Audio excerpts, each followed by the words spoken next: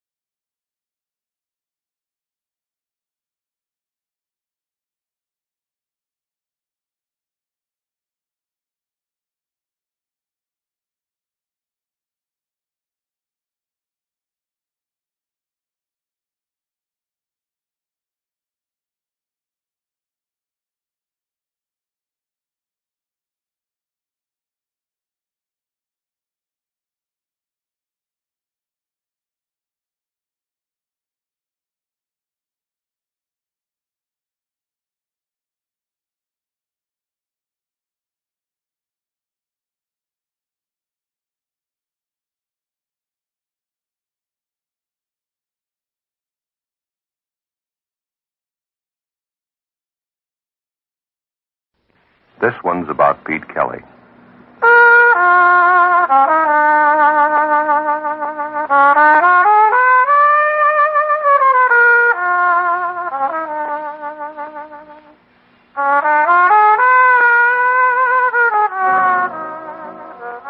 about the world he goes around in. It's about the big music and the big trouble and the big 20s. So when they ask you, tell them this one's about the blues. Pete Kelly's blues. Pete Kelly's Blues, starring Jack Webb, with story by Jim Moser and music by Dick Cathcart.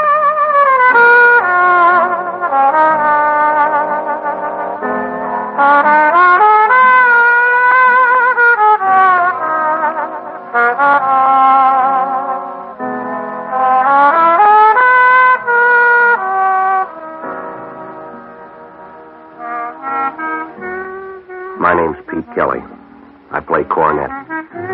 You'll find us at 417 Cherry Street, Kansas City. It's a standard speakeasy. We got 35 cases of cut whiskey and a 7-piece band. We start every night at 10 and we play till 6 in the morning. It's not much, but the contract runs out in June 1924. After that, there's a place in South Chicago that may take us. In the meantime, we're working here on Cherry Street. The lease is made out to George Lupo. His brother gave it to him after the funeral. The kind of music we play started out as a backroom exercise in a little swamp stop called Myrtle Grove. La Rocca took his Dixieland band to Reisenweber's in New York. We got as far as Kansas City. It's no place to get off a train unless you're a sack of mail. Because around here, everybody works at the same job, staying alive. $50 buys a pair of socks, a spaghetti dinner, or a down payment on murder. Well, last night, everything turned sour about midnight. The town was down on its hands and knees trying to crawl through one of those Kansas City hot spells that blast by every third day. It was heat and headaches all the way. Our drummer, Nick, was dragging the beat, and I went bad 12 bars in on the Memphis Blues. Well, I figured we better cut the set short, so we started to fight our way through one chorus of Roses of Picardy. That's when the kid came in and stood by the bandstand. He was tall enough to see over a quart of milk with a face the size of a minute and just about as young.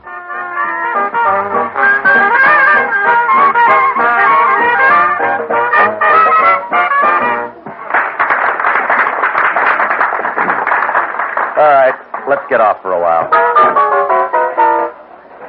Who's your friend, Pete? I don't know, but he must be tone deaf. Mr. Kelly! Mr. Kelly! Yeah, son. I heard you play. You sound good. We've been better.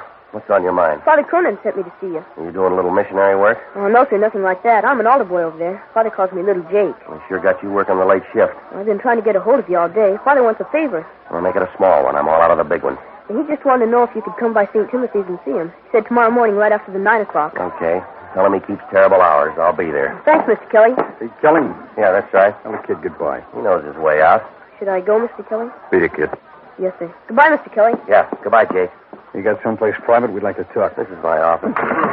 Now listen hard, Bright Eyes. There's enough gun in this coat to blow you right through the wall. I'll take your word for it. We come in here nice and you get funny mouth. Now you got someplace we can talk. I can't leave. I got to do a number. Do it. We'll be right here about 10 feet from your stomach. Yeah. All right. Let's go. You look sick, Pete. What's the matter? I feel fine. Who's sorry now? Everybody ready? Let's go.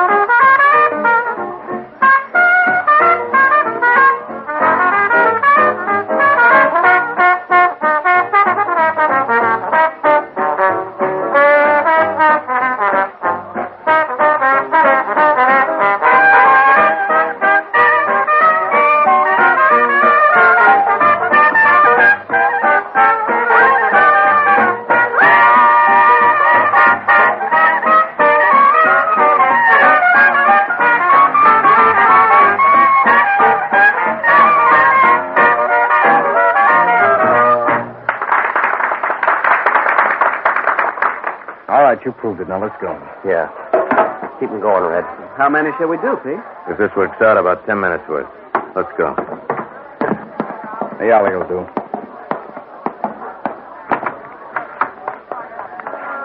We need a favor, Kelly. Yeah, there's a run on them tonight. Give me the envelope, Dix. Yeah. You got an inside coat pocket, Kelly? Come on. Either throw or pass the dice. Hold him, Dix.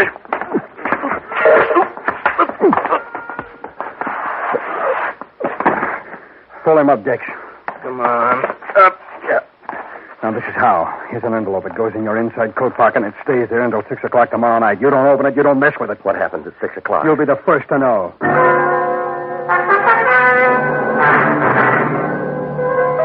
Well, I stood there in the alley and watched them walk away. Inside, Lupo was blowing up a storm. Something about paying for a 7-piece band and only having 6. Well, it wasn't worth trying to get back on the stand. I got a cab and went up to my room. I tried to get to sleep. It was no good. I got up. I was sick to my stomach. After that, I went to sleep. The next morning, I made a pass at some breakfast and tried to look through the sports page. Harry Heilman got 4 for 5 against the Red Sox, but that's all I read. That envelope had me. People have been taken out in alleys before, and they've been worked over, usually to get something away from them, not to give it to them. No matter how I tried to put it together, it wouldn't come out. Thin or fat, it wouldn't slice. I had the envelope, and I had to wait till 6 o'clock. Well, I gave up on the coffee, and I started over to see Father Cronin. It was a little after 9:30 when I started up the steps of St. Timothy's. I figured Mass was almost over, so I hung around in the vestibule for a couple of minutes, trying to look like a part-time bell ringer. Hi, Mr. Kelly. Hello, Jake. Father's back in the sacristy, Mr. Kelly. He said for me to show you the way. They move it? No, sir. All right, Jake. Show me the way.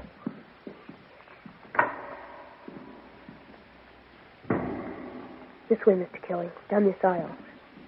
Well, I guess I was too busy trying to act like I knew my way around to pay much attention to a fat, chunky little guy wearing a brown Borsalino hat. He stood up in a back pew a couple of aisles over. The church was empty except for the 3 of us. Little Jake found out about it just before I did. Mr. Kelly, that man back there. All right, mister. I'll take that envelope. Jake, get down. Mr. Kelly, look out! Look out!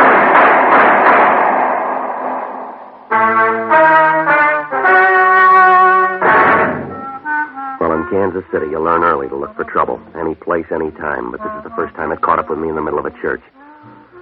The last 3 shots were a waste of money. Jake went down like young wheat in a hailstorm. When I grabbed for him, I hit my head in the base of a marble pillar. I lost the edge right there. By the time I hit the street, he was gone. I guess I covered every alley and street in the neighborhood. But it was like trying to wash a pail of dirty water. I don't know how much later it was when I stopped for a minute in an empty doorway and tried to remember what I was chasing. Well, a siren was crying off somewhere in the distance, and I started back for the church. The coroner's wagon was just pulling away as I got there.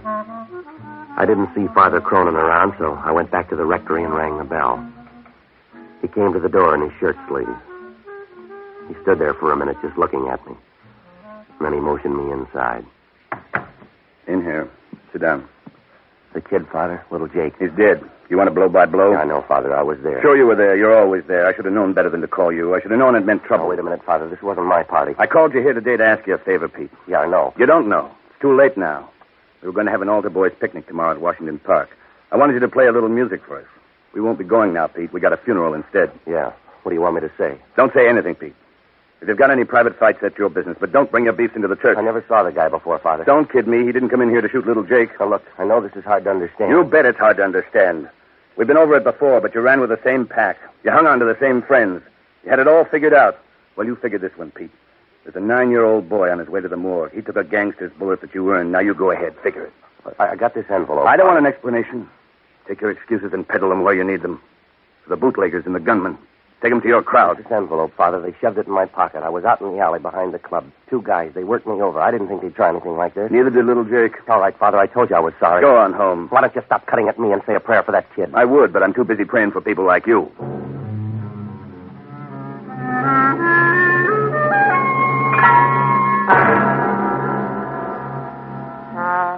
Well, you couldn't blame him. How do you explain away a dead kid lying in front of an altar rail? All I could offer was a 2-cent envelope in my coat pocket and a wild night in an alley. I started to walk back to my room. I tried to paste up some kind of an answer, but I got nothing. I was halfway home when the last breeze left town and went someplace to cool off. My clothes were soaking wet, and I decided to take a cab the rest of the way. I reached in my pocket, and all I had was 23 cents, so I kept walking. Sunday morning's the same in any town. Empty streets and everybody home trading the comic section and living off a Saturday night. You could live here all your life, and on Sunday morning you just got in town. It was about noon when I got to my hotel. I went up to the second floor and unlocked my door. They were sitting on the bed. Their coats were off, and they'd hung them on the back of a chair. The same 2 boys who'd given me the envelope last night. Got a real hot room here, Kelly. You ought to move off this cord. Yeah, next time I'll get twin beds. Is everything all right with that envelope? It made a murder, mister. You take it. Put it back in your pocket. Now get this, both of you. There's a lot of something wrong here. I've had my turn. You find yourself another fall guy. There's a lot of inside coat pockets in this town. Look for a new one. We like yours, and that's where it's going to stay. Now, you don't listen good. Me and Dex put it out last night, and you didn't pick up on it. We got you on board, and we'll tell you when to get off. 6 o'clock, boy. How long do you think this jag will last? Look, I'm cashing in. I've had enough. What were you doing this morning, trying to pray your way out? The priest wanted a favor. I got it, Lon. Yeah. Yeah, he's in. No, he's busy. From 2 to 5. Sure, come on up. Benny, You went for it, huh? on his way up. We're going to stay a while, Kelly. Well, there's only 3 chairs. I'll make it easy for you. Stay put, mister. No, he's your friend. I'm checking out. First time you've been right.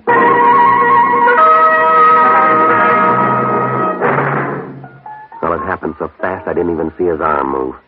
My knees buckled and I pitched forward. I don't know how long I laid there, but when I opened my eyes, the afternoon sun was almost gone.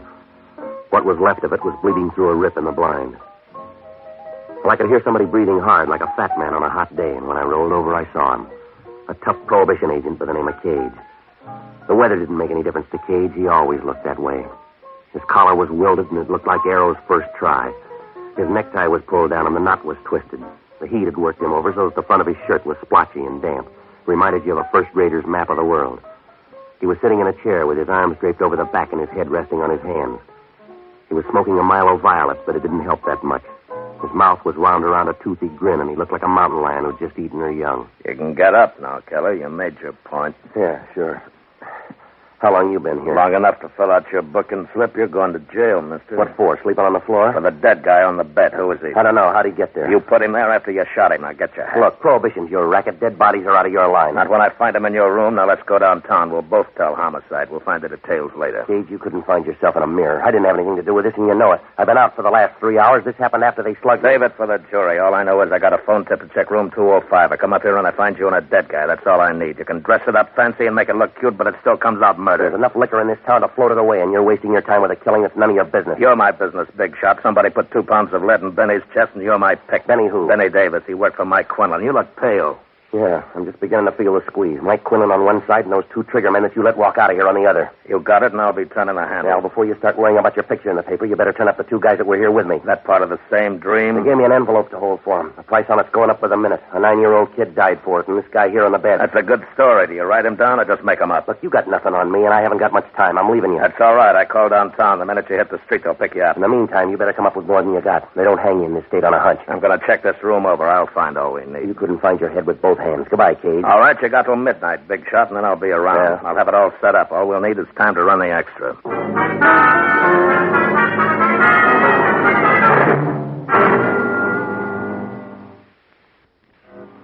Well, I could have used a cold shower, but with Cage there, I didn't have the room to dry off. I went down the hall and headed down the back stairs. I figured even if Cage was right about calling downtown, I might have an edge if I moved fast enough. The sun was on the downgrade, but it didn't make any difference. It'd done a good job all day, and the heat was boiling up out of the ground. Well, if I was going to come out at all, I had to have some help. So I started to look for the only honest guy I know, an ex-bootlegger by the name of Barney Ricketts. The only bootlegger in the country that went broke in 1922. He drank himself out of business. I phoned 8 different places and tried 4. Nobody'd seen him. I was about ready to give up when I finally found him sitting in the middle of a bourbon fog in a little Spanish joint somewhere on the edge of the East Bottoms. He was sitting at a back table trying his best to make time with a plaster bust of Queen Isabella. P.T., my boy, you're just in time. I'm not quite certain, but I think the young lady here has a friend. I got to talk to you, Barney. If you're any good at all with Spanish, now's the time. I was positive she'd loosen up on this second bottle of wine, but no, she's utterly uncharitable, and I think she's a picture of a perfect boy. Yeah, all right, Barney. To a member of the old Castilian school, there can be no excuse for the conduct she's exhibited. Yeah. Why, do you know I was even good enough to buy her 3 rounds of Portuguese brandy? Imported, mind you. But what do I get for my pains? Not even a civil thank you. All right, listen to me, will you, I've Barney? been sitting here in the most gentlemanly fashion, sipping this delicate nectar and trying vainly to keep the party going. But does she help? No! I've talked to her about politics, medicine, literature, Keats, Byron, Shelley, Faith Baldwin. I've even talked about the weather. Barney, she's a statue. Oh, a simple oversight, Petey. It could happen to anyone. Now, look, I'm in trouble. Of course you're in trouble. You'll always be in trouble because you're a child of adversity, a son of scorn. The fates spit in your eye and you try to retaliate, but the wind's always blowing in the wrong direction. You're a lost leaf in the mortal storm, Petey. You're a pebble shaking a tiny fist at the mountain. You'd like to fight for some strange, fantastic cause, wouldn't you? But you can't find anybody your size. Men are too small and the gods are too big. Petey, you're lost. Are you all through now? Yes, what kind of trouble? A pair of bum murder raps. Somebody slugged me in my room, and I woke up with a dead guy. Dubious honor. You mentioned 2 murders. One of them was an altar boy over at St. Timothy's. The other guy worked for Mike Quinlan. The same Quinlan that controls most of the Canadian import here in town? Yeah, that's him. Time's short. Let's finish the brandy. 2 guys started all this at the club last night. Names are Ludd and Dex. Mean anything to you? This'll all sound better with more brandy. You picked 2 of Quinlan's first string. Ludd Sandell and Dex Porter, both killers. Look, they gave me an envelope to hang on to. Now, nose around. See if you can find out what it all means. The dead guy up in my room, his name's Benny Davis. See if you can find out where he fits in, will you? It'd be a lot simpler if you just joined Quinlan's gang. Benny Davis holds a card in the same organization. Well, how about Ludd and Dex? Any bad blood between them and If Davis? there is, it doesn't show. They're closer than unborn peas. You sure about that, Barney? Police blotter can't be that wrong. Benny's sister will tell you the same thing. Where do I find her? Chelsea Apartments. Beautiful girl, Petey. When you're my age, she'll disturb your memories. All right, now get going, will you? See how close you can get to Quinlan's headquarters. Find out what you can about Ludd and Dex and Benny Davis. Maybe Quinlan's got him on a special job or something. Find out what it is, will you? You'll find me in a temporary economic slump, Petey. I'll need car fare. Yeah, well, that makes 2 of us. I'm broke. You'll have to do it on foot. Oh, well, I have friends here, and my credit's unlimited. Well, hurry up, will you, Barney? One moment. Alfonso, would you loan me $1.50? Come on, let's go. He's only bluffing. He won't shoot.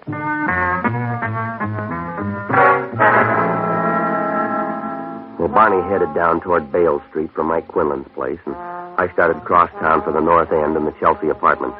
I couldn't begin to work it out. If Dex and Ludd were such good friends with Benny Davis, why did they kill him?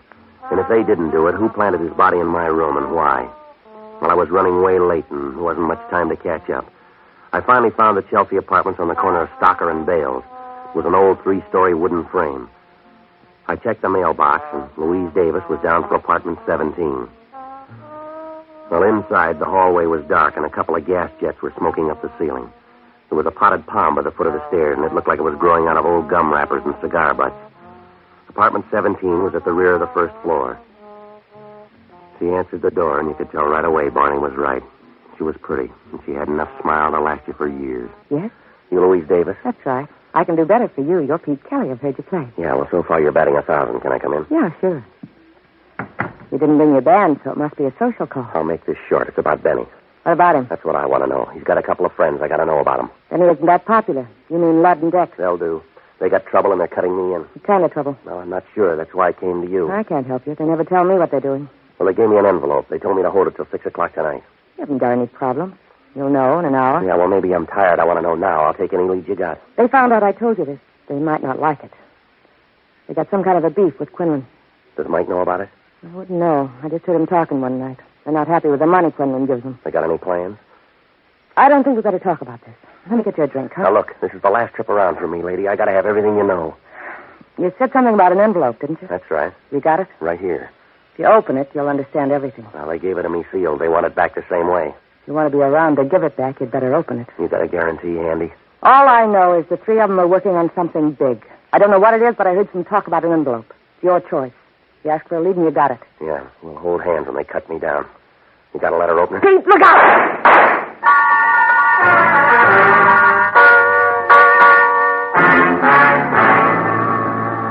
Well, it all happened faster than a Mexican divorce. Louise Davis was dead before the echo left the room. Well, I got to the window, but whoever did the shooting was gone. I grabbed the envelope, and on my way out, I took another look at her. There wasn't anything left but the smile. I cut through a couple of back lots and down an alley. I stopped in the doorway and opened the envelope. Inside was a handful of typewritten sheets. Looked like a lot of headache for 5 pieces of paper. And then the bell rang. 2 of them were consignment slips for 8,000 gallons of high-grade Canadian whiskey. The other 3 slips were detailed breakdowns for a convoy of trucks. They showed special truck routes over the Canadian border into the States to miss the hijackers and the prohibition agents. They showed a day-by-day schedule for each truck on its trip down from the border. Well, it's not too tough to hijack a load of booze, but when you got it laid out right down to the time, the place, and how many bottles, it's like money in the bank. Well, I knew right then why the envelope meant so much to Ludd and Dex. What I couldn't understand was where they got it. Why they gave it to me to hang on to. Well, maybe they were working for Quinlan, but why didn't he have the papers, and why weren't they in his safe? Mike had a big one. Well, the questions were still piling up. There was an outside chance, but I couldn't stand still, so I crossed over to the Kansas side and headed down Boulder Road to Fat Annie's place. Maggie Jackson did 2 things good. She sang the blues better than the guy who wrote them, and she could pick up an idle rumor at 3 miles. Hi, Pete. Maggie, what do you know? I knew you'd be here tonight. You always come in together. Trouble and Pete Kelly. Yeah, I know. I never come around except when I need something. As long as I have it to give, you got it. It's Mike Quinlan this time, ain't it? Well, that's part of it. I'm in it up to my ears. You got an envelope, I heard. Yeah? Mike Quinlan and some of his boys have been here about an hour ago. They tore the paper off the walls looking for you and Dex and Ludd. Dex and Ludd? Mike wants all 3 of you. Yeah, anything else? No. Barney Ricketts called for you. Did he leave a number? He's still waiting on the phone. I took the call. He said you'd end up here, so he just hung on. Well, I'll get it right now. Yeah, the boss is kind of mad. The phone's been tied up for 2 hours. All right, thanks, Maggie. Sure, and good luck, Pete. Hello, Barney? There you are, Petey. That'll be $1.25 for another 3 minutes. Yes, all right, operator. Alfonso, 5 more quarters, please. No, the quarters. Just a minute, Petey. Alfonso doesn't know the quarters from the house. Yeah, well, hurry up. That's right. Thank you. Now then, Pete. No, Alfonso, no more money for the moment. What's going on, Barney? Where are you? Fort Madison, Iowa. I'm troubleshooting for you, Pete. Well, what'd you find out? It's a double cross. Mike Quinlan's involved in one of the biggest deals of his career, and Benny Davis, along with Dex and Ludd, stole the consignment papers. Yeah, I know. That's what's in the envelope. You better get them back to Quinlan. I understand he's been tearing up the town for him. Well, what do I do about Dex and Ludd? Yes, you might easily end up like Benny Davis. Seems Ludd and Dex didn't want to split it 3 ways, so they killed him. You sure about all this? That's why I'm up here in Iowa. I suggest I'll see you when you get back. It's been a gay, mad world, Petey. We drove 60 miles an hour all the way up here. Yeah? Alfonso's drunk. He thinks the phone's a slot machine. He's waiting for the payoff.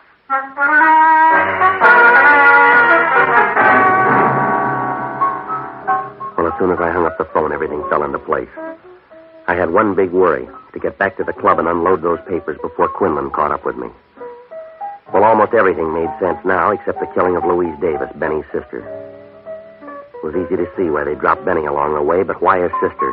How did she tie in?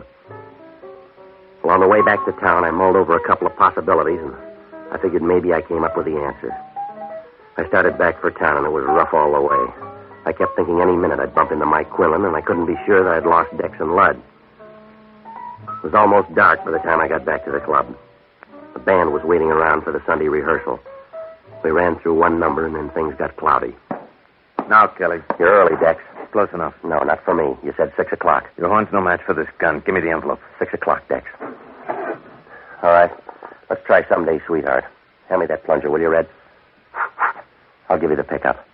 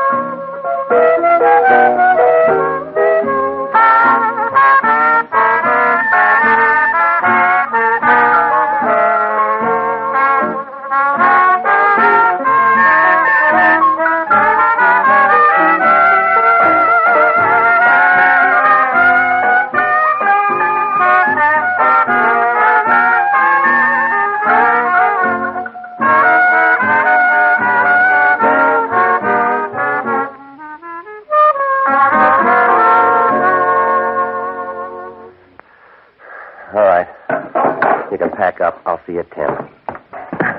You gonna give me that envelope, or do I blow it out of your pocket? The same way you handled Louise Davis? I don't know what you're talking about. I think you do. You killed her and you killed her brother. You got it all figured out, haven't you, The Kelly? horn player's right, Dex. Don't turn around.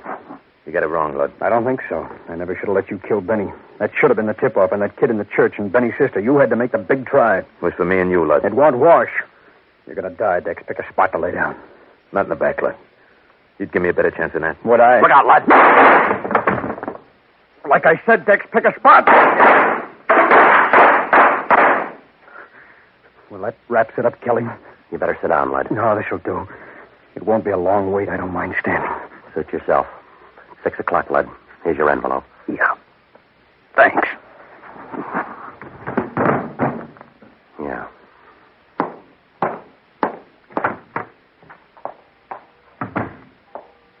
Hello, Pete. Hi, Father. Just going to stop by. I heard the gunshots. I knew you'd be around. Well, let me tell you again, Father. I'm sorry about Jake. I don't know what else to say. I'm just sorry. I believe you. We'll have the funeral for little Jake tomorrow. Maybe you want to stop by. Yeah. Some things never figure. A 9-year-old kid shot down. No reason for it. None in the world. 9-year-old kid. It's done, Pete. Don't waste your pity on little Jake. He's got a big lead on both of us. I don't get you, Father. You and I should die as good as a 9-year-old.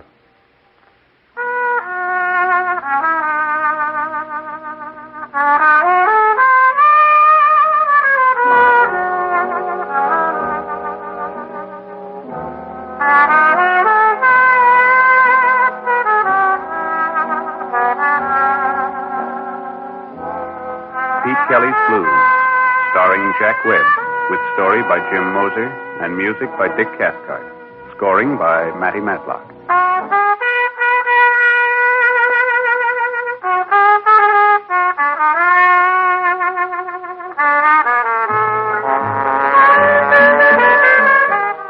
The music of Pete Kelly's Big Seven consists of Dick Cathcart on cornet, Matty Matlock on clarinet, Nick Patul on drums, Ray Sherman on piano, George Van Etz on guitar, Judd Donat on bass, Mo Schneider on trombone.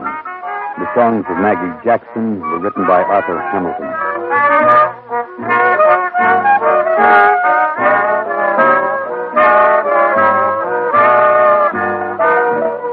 Pete Kelly's Blues is a presentation of the United States Armed Forces Radio Service.